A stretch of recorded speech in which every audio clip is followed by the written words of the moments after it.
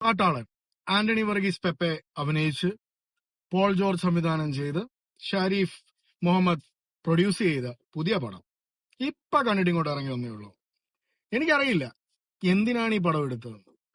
സത്യമായിട്ടും കഥ പല രീതിയിൽ നമ്മൾ ചിന്തിക്കും, അങ്ങനെ പോവും ഇങ്ങനെ പോവും, പക്ഷെ പലയിടത്തും നമുക്കത് കണക്ട് ആവത്തില്ല. പിന്നെ പെപ്പെ നന്നായിട്ട് തന്നെയാണ് ചെയ്തേക്കുന്നത്, കുഴപ്പമില്ല, അത്യാവശ്യം നല്ല രീതിയിൽ തന്നെയാണ് ചെയ്തേക്കുന്നത്. ഓഡിയൻസിനെ പിടിച്ചിരിക്കത്തക്ക പോലുള്ള ഒരു മൊമെന്റ്സ് പെപ്പെ നമുക്ക് തരുന്നില്ല. പിന്നെ ഈ സിനിമയിൽ ഏറ്റവും ഹൈലൈറ്റഡ് ആയിട്ട് നല്ലൊരു കാര്യം എന്ന് പറഞ്ഞു കഴിഞ്ഞാൽ അത് രവി ബസൂറിന്റെ പാട്ടും ബിജിഎമ്മും. ആ ഒരു കാര്യം നന്നായിട്ടാണ് ഈ പടത്തിൽ ചെയ്തേക്കുന്നത്.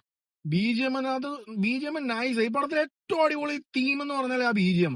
പിന്നെ പലയിടത്തും മാർക്കോ യൂണിവേഴ്സും അങ്ങനെ ഇങ്ങനെയൊക്കെ ഉള്ളതായിട്ടുള്ള കാര്യങ്ങളുമായിട്ട് ഈ പടം കണക്ട് ചെയ്യുന്നുണ്ട്. പക്ഷെ അതൊന്നും നമുക്ക് കണക്ട് ആവത്തില്ല. ഇത് ഏത് ടൈം ലൈനിൽ ഓടുന്നു, എങ്ങനെ ഓടുന്നു ഒന്നും നമുക്ക് പറഞ്ഞാൽ മനസ്സിലാവത്തില്ല. പിന്നെ ഇതിന്റെ പോസ്റ്റ് ക്രെഡിറ്റ് സീൻസിനെ പറ്റി 2 ദിവസമായിട്ട് അതിന്റെ അണിയറ പ്രവർത്തകർ ഓരോരോ പോസ്റ്റ് ഇടുന്നുണ്ടായിരുന്നു. എന്തിന്? അയ്യോ, സത്യമായിട്ട് എനിക്കതങ്ങോട്ട് മനസ്സിലാവുന്നില്ല എന്തിനാന്ന്. ക്ലൈമാക്സിൽ മൂന്നാമത്തെ ആ പോസ്റ്റ് ക്രെഡിറ്റ് സീൻ കണ്ടിട്ട് എനിക്ക് സത്യം പറഞ്ഞാൽ എനിക്ക് അങ്ങോട്ട് യോജിക്കാൻ പറ്റുന്നില്ല.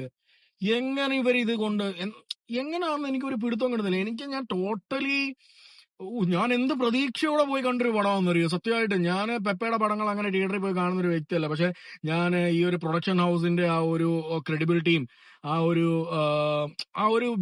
എന്താ പറയുക, ഇതിന്റെ ആ നേരത്തെ വന്ന ബിജിഎംസും അങ്ങനെ പല പല കാര്യങ്ങളും കണ്ട് പോസ്റ്ററും ട്രെയിലറൊക്കെ കണ്ട് ഭയങ്കരമായിട്ട് ഇൻട്രസ്റ്റഡ് ആയിട്ട് പോയി കണ്ടൊരു വ്യക്തിയാണ്.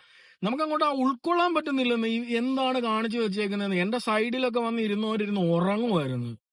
സത്യമായിട്ടും ഞാൻ ഒറ്റയ്ക്കാണ് പടം കാണാൻ. എന്റെ സൈഡിൽ ഇരുന്നവർ ഉറങ്ങുക. ആദ്യത്തെ കുറച്ച് ഭാഗം നമ്മളെ പിടിച്ചിരുത്തും, പിന്നെ പടം കംപ്ലീറ്റ്ലി ഔട്ട് എന്ന് പറഞ്ഞാൽ നമ്മൾ വിചാരിക്കത്തില്ല എങ്ങനെയാണ് ഈ പടം പോകുന്നേ. അനാവശ്യമായിട്ട് സോഷ്യൽ മീഡിയയിലുള്ള ആൾക്കാരെ കൊണ്ടുവന്ന് ഈ പടത്തിനകത്ത് കൊണ്ടുവന്ന് വെച്ചിട്ടുണ്ട്. അവർക്ക് നല്ലൊരു റോള് കൊടുക്കുമായിരുന്നെങ്കിൽ ഓക്കെ. അവർക്കൊന്ന് സംസാരിക്കാൻ പോലുള്ള ഒരു ഓപ്ഷൻ പോലും കൊടുക്കുന്നില്ല.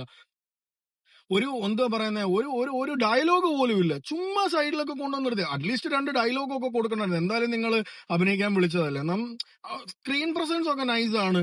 സ്ക്രീനിങ് ചില ഏരിയകളിൽ എടുത്തേക്കുന്നത് നല്ലതാണ്. പിന്നെ ഇതിനകത്ത് പറയപ്പെട്ട കാര്യം എന്ന് പറഞ്ഞാൽ ഗ്രാഫിക്സ് ചെയ്തേക്കുന്നത്.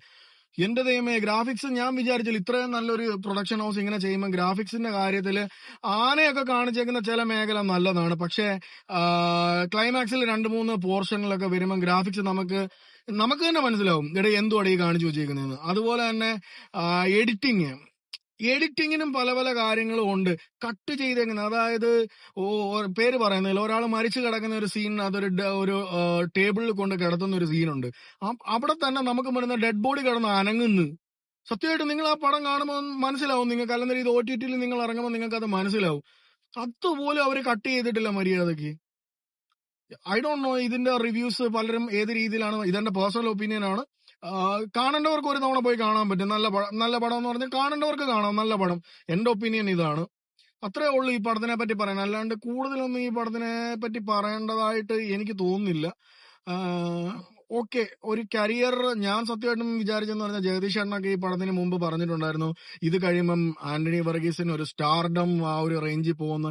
എനിക്ക് തോന്നുന്നില്ല എത്രമാത്രം പോകുമെന്ന്. പക്ഷെ പുള്ളിക്കാരന് ചെയ്യാൻ പറ്റുന്ന രീതിയിൽ പുള്ളിക്കാരൻ ചെയ്തിട്ടുണ്ട്. ചില മേഖലയിലൊക്കെ പുള്ളിക്കാരൻ ഏറ് പിടിച്ച് അഭിനയിച്ചേക്കുന്ന പോലാണ് എനിക്ക് തോന്നിയിട്ടുള്ള കാര്യം. ചില മേഖലയിൽ ഏറ് പിടിച്ചിട്ട് അഭിനയിച്ചിട്ടുണ്ട്. പുള്ളിക്ക് ചില മേഖലയിൽ വരുമ്പോൾ ഈ ബിജിഎമ്മിനൊത്ത് പുള്ളിക്കാരൻ ഈ ഒരു ഓറ അങ്ങോട്ട് ക്രിയേറ്റ് ചെയ്യാൻ പറ്റുന്നില്ല. ഇത് ഈ പ്രൊഡക്ഷൻ ഹൗസിന്റെ തന്നെ ഫസ്റ്റ് പടം മാർക്കോ എടുത്തു വെച്ച്. സത്യം പറഞ്ഞാൽ മാർക്കോയുടെ എന്റെ പൊന്നെ, എനിക്ക് മാർക്കോ എനിക്ക് അതുപോലെ ഇഷ്ടപ്പെട്ടു. ഒരു റേഞ്ച് ഫൈറ്റിനൊന്നും എല്ലാം ഒരേ സൂപ്പറായിട്ടാണ് ചെയ്തു വെച്ചത്. എനിക്ക് ആ പടത്തിനകത്ത് ഒരു കാര്യം കുറ്റം പറയാനായിട്ടില്ല.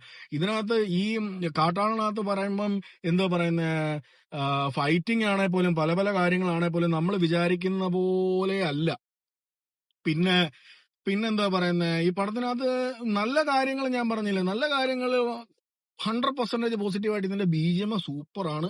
അത് തിയേറ്ററിൽ പോയി കേൾക്കുമ്പോൾ തന്നെ നമുക്ക് ഭയങ്കരമായിട്ട് ആ ഒരു BGMനുസരിച്ച് പെപ്പയ്ക്ക് അങ്ങോട്ട് ആവാൻ പറ്റിയില്ലെന്നുള്ള ഒരു ഇതേ ഉള്ളൂ. പിന്നെ പല പല മേഖലകളിൽ ഈ സിനിമയ്ക്ക് കുറച്ച് പോരായ്മകളുണ്ട്. പിന്നെ പ്രൊഡക്ഷൻ, ഇത്രയും നല്ലൊരു പ്രൊഡക്ഷൻ ഹൗസ് അല്ലേ, അവർക്ക് അതനുസരിച്ച് നല്ല എന്താ പറയുക, കുറച്ചുകൂടെ ഈ ഗ്രാഫിക്സിനകത്തൊക്കെ ക്ലൈമാക്സിൽ ഒരു ഗസ്റ്റ് റോൾ ഉണ്ട്, അതിന് പറയുന്നില്ല. ആ ഗസ്റ്റ് റോളിനകത്ത് പുള്ളിക്കാരനൊക്കെ പീരിയൊക്കെ ഇരിക്കുന്നതുകൊണ്ട് ഞാൻ ആലോചിച്ചിട്ട് എന്തുകൂടി ഈ കാണിച്ചു വെച്ചേക്കുന്നത്. എനിക്ക് ആ പുള്ളിക്കാരന്റെ ആ ഒരു രീതിയിൽ വന്നേക്കുന്നത് നല്ലതാണ്, നല്ലൊരു വ്യക്തി തന്നെയാണ് വന്നേക്കുന്നത്. പക്ഷെ അതിനകത്ത് മേക്ക് ഓവർ ഗ്രാഫിക്സ് നിങ്ങൾ ആഡ് ചെയ്തിട്ടുണ്ടെന്ന വരിയില്, VFX നിങ്ങൾ ആഡ് ചെയ്തിട്ടുണ്ടെന്ന് വരിക, അതിൽ മര്യാദയ്ക്ക് നിങ്ങൾ ചെയ്യണ്ടേ. പിരിയം, പിന്നെ രണ്ടാമത്തെ ഷോട്ടിൽ ആ പിരിയമൊക്കെ മാറിപ്പോന്നു, തിരിഞ്ഞു പോകുന്നു. ഐ ഡോണ്ട് നോ എന്ത് ഹോംവർക്കാണ് ഇതിനകത്ത് ചെയ്തേക്കുന്നതെന്ന്. എന്തായാലും ഓക്കെ. അപ്പൊ ഇത്ര എനിക്ക് പറയാനുള്ളൂ. കാണേണ്ടവർ പോയി കാണുക, നന്നായിട്ട് വരട്ടെ, അത്ര തന്നെ.